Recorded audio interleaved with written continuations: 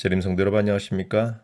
오늘도 주님의 사랑 안에서 기쁨 넘치는 하루가 되시기를 간절히 소망합니다. 우리 12과 마지막 시간 여섯째 날 공부를 함께 기도하시고 시작하겠습니다.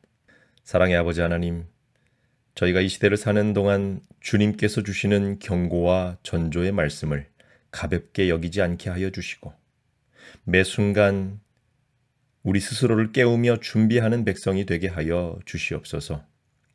말씀을 배우는 이 시간이 단순한 지식의 공부가 아니라 생명을 향한 거룩한 부르심이 되게 하여 주시옵소서. 우리를 구원하신 예수 그리스도의 이름으로 간절히 기도드리옵나이다. 아멘. 사랑하는 성도 여러분, 이번 주 교과의 제목은 전조였습니다. 하나님께서는 말씀을 통하여 그리고 역사 속 사건을 통하여 반복적으로 우리에게 경고의 메시지를 주고 계셨던 것이죠. 여러분, 이 경고는 두려움을 주기 위한 것이 아니라 준비와 회개를 이끄는 하나님의 자비하심의 표시입니다. 이번 주 교과를 마무리하면서 저자는 각 시대의 대쟁투 40장 하나님의 백성의 구원을 꼭 읽어보라고 권하고 있습니다.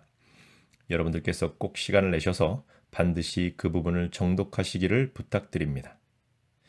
놀라운 하나님의 역사를 다시 한번 확인하게 되실 것이라 믿어 의심치 않습니다. 금요일 더 깊은 연구를 위해 이 부분 내용에서는 각 시대의 대쟁투 39장의 마지막 부분에서 발췌한 내용을 저와 여러분에게 보여주고 있습니다. 우리 각시대 대쟁투 631페이지의 인용문을 함께 보도록 하겠습니다. 각 시대를 통하여 하나님께서는 거룩한 천사들을 통해 당신의 백성들을 도우시고 구원하셨다. 천사들은 사람들의 업무에 적극적으로 참여해 왔다. 그들은 번개와 같이 빛나는 옷을 입고 나타났는가 하면 먼 길을 여행하는 행인의 모습으로 나타나기도 했다. 천사들은 인간의 모양으로 경건한 사람들에게 나타나기도 했다. 그들은 마치 피곤한 것처럼 정오의 상수리 나무 아래서 쉬기도 하였다. 그들은 사람의 집에 영접되어 대접을 받기도 하였다. 그들은 길 저문 행인들의 안내자도 되었다. 그들은 그들의 손으로 직접 제단에 불을 붙이기도 하였다. 그들은 감옥의 문을 열고 주님의 종들을 놓아주기도 하였다. 그들은 하늘의 갑옷을 입고 구주의 무덤에서 돌을 굴려내기 위하여 내려온 일도 있다. 사람들의 모양을 한 천사들은 때때로 의인들의 집회에 참석한다. 그리고 그들은 소돔성에 가서 그 주민들의 행위를 기록하여 하나님께서 더 이상 용서할 수 없는 한계를 넘고 있는지의 여부를 결정하고자 했던 것처럼 악인들의 집회도 방문한다. 하나님께서는 자비를 베푸시기를 즐겨하신다. 그분께서는 또한 당신을 진심으로 섬기는 소수의 사람 때문에 재난을 억제하시고 많은 사람들의 평안을 연장시켜 주신다.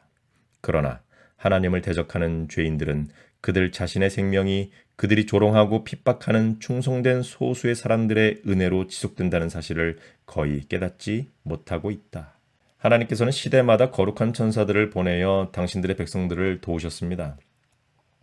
이 천사들은 인간의 눈에 보이게 또는 보이지 않게 역사 속 중요한 순간마다 개입하였습니다. 방금 읽으신 부분에도 이렇게 말씀하고 있었죠. 그들은 번개와 같이 빛나는 옷을 입고 나타났는가 하면 먼 길을 여행하는 행인의 모습으로 나타나기도 하였다. 그들은 감옥의 문을 열어주어 종들을 놓아주기도 하였다. 여러분, 이번 주 공부하시면서 살펴봤듯이 아브라함에게 그리고 베드로에게 다니엘에게 천사를 보내셔서 혹은 천사의 모습으로 예수님께서 직접 나타나셔서 그들을 구원하시고 보호하시는 것입니다. 이는 우리가 지금 이 시대를 살아갈 때도 마찬가지입니다. 우리 눈에 보이지 않을 뿐 하나님께서는 여전히 그분의 천사들을 통해 당신의 백성들, 즉 저와 여러분을 지키고 계십니다. 전조를 보여주셨다고 해서 우리가 두려워할 이유는 없습니다. 마지막 시대에 닥칠 환난과 핍박 가운데에서도 우리는 결코 홀로 있지 않을 것이기 때문에 그렇습니다. 그러나 여러분, 이 말씀에서 우리가 깊이 생각해야 할 것이 있습니다. 그것은 바로 하나님께 충성하는 소수의 사람들 때문에 세상의 재난이 억제되고 있다는 사실입니다. 다시 말해 하나님의 백성의 존재 자체가 이 세상에 대한 하나님의 자비를 붙들고 있다는 것입니다. 하나님께서 소돔과 고모라를 멸하시기 전에 아브라함의 중보 기도를 들으셨던 것처럼 지금 이 시대에도 충성된 성도의 존재와 성도들의 기도는 세상의 재앙을 막고 있습니다. 하지만 세상은 이것을 깨닫지 못하는 것이죠. 오히려 충성된 자들을 조롱하고 핍박합니다. 그럼에도 불구하고 우리는 그 자리를 지켜야 합니다. 왜냐하면 우리는 이 시대에 존재하는 분명한 이유가 있기 때문이죠. 다니엘의 세 친구들 사드락, 메삭, 아벳느고가 자신들의 죽음을 불사하고 왕의 신상, 우상에게 절하지 아니하고 오직 여호와 하나님만을 섬기며 사랑하겠다고 충성을 나타냈을 때에 하나님께서는 인간의 머리로는 전혀 생각할 수 없었던 예상조차 그리고 기대조차 할 수 없었던 큰 일을 이루셨다는 것을 여러분 꼭 기억하시기 바랍니다. 우상 숭배가 정치적인 힘으로 강압적으로 다가왔을 때 그 명령에 굴하지 않고 우뚝 서서 살아계신 하나님의 위대하심을 나타내었던 히브리 청년들을 통하여 가장 세속적이었던 나라의 왕, 가장 교만한 왕이 하늘의 하나님을 자신의 백성들과 고관들 앞에서 인정하고 선포하게 했다는 것을 오늘 다시 한번 떠올려 봐야 합니다. 교과 174페이지 함께하는 토의를 위해 주어진 질문들을 함께 살펴보도록 하겠습니다. 첫 번째 질문입니다. 디모데후서 1장 7절을 읽고 예언에서 당신을 가장 걱정하게 했던 것은 무엇이었는지 이야기해보라. 어떻게 하면 우리는 믿음에 대한 핍박을 말하는 예언 가운데에서 두려운 마음을 떨쳐내고 하나님의 소망의 기별을 찾을 수 있겠는가? 우리 먼저 디모데후서 1장 7절의 말씀을 읽습니다. 하나님이 우리에게 주신 것은 두려워하는 마음이 아니요 오직 능력과 사랑과 근신하는 마음이니. 여러분, 예언의 핵심은 무엇일까요? 이번 기회에 매 과에서 살펴보고 있는 내용이지만 여러분 핵심을 정확하게 파악하셔야 합니다. 하나님께서 사람에게 주신 예언, 기별, 계시의 핵심은 그리스도의 십자가를 통한 인류의 구원과 하나님의 사랑입니다. 하나님께서 어떻게 자기 백성을 사랑하셨고 보호하고 계시며 끝까지 책임지실 것인지를 가르쳐 주시기 위하여 예언을 인류에게 허락하신 것이죠. 여러분, 디모데후서의 말씀처럼 예언을 연구하는 우리는 두려워할 이유가 없습니다. 오직 우리가 하나님을 경외하고 사랑하고 그분께 충성하기로 결심한다면 저와 여러분은 소망을 품고 예수님의 재림을 기다리는 생애를 살 수 있는 것입니다.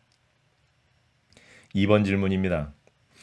안식일과 일요일이 어떻게 마지막 사건에서 가장 중요한 문제가 될 수 있는지 지금으로서는 예상하기 어려울지 모르지만 세상이 얼마나 빨리 변할 수 있는지 생각해보라.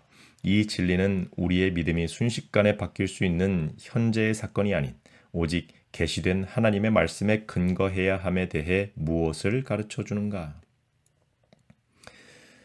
여러분, 우리의 과거를 조금 돌이켜 보겠습니다. 1950년부터 1975년까지 25년이라는 시간, 그리고 1975년으로부터 2000년까지의 25년이라는 시간,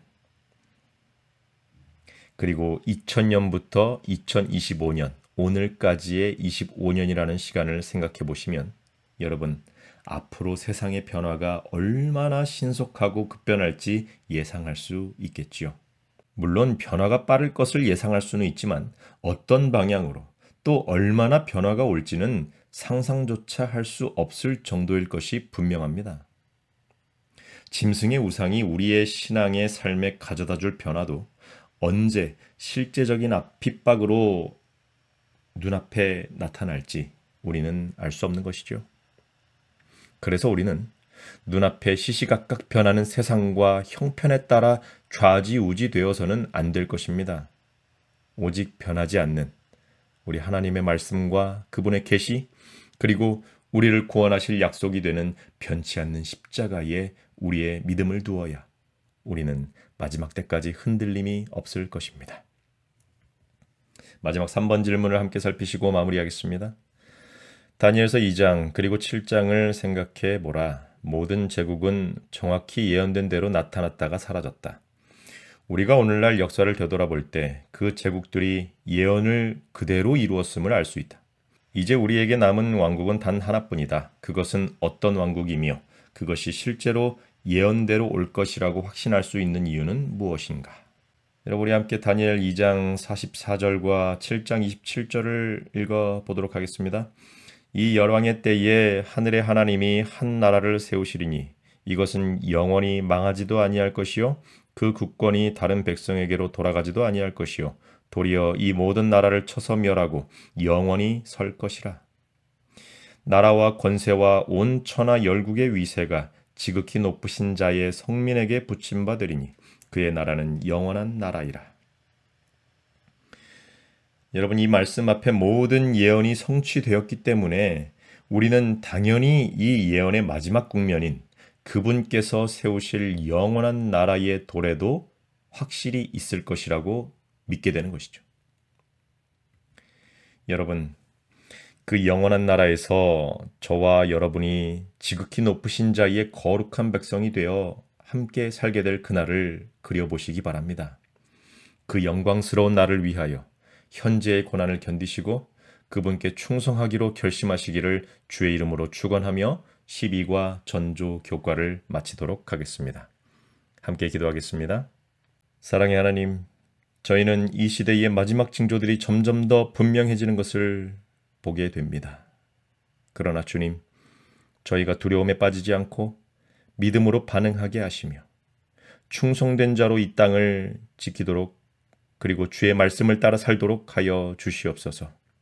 주님의 백성으로서 소금과 빛이 되며 충성된 삶을 살아가게 하시고 마침내 주님의 다시 오심을 담대히 맞이할 수 있는 준비된 신부가 되게 하여 주시옵소서. 우리를 사랑하시는 예수 그리스도 이름으로 간절히 기도드리옵나이다. 아멘.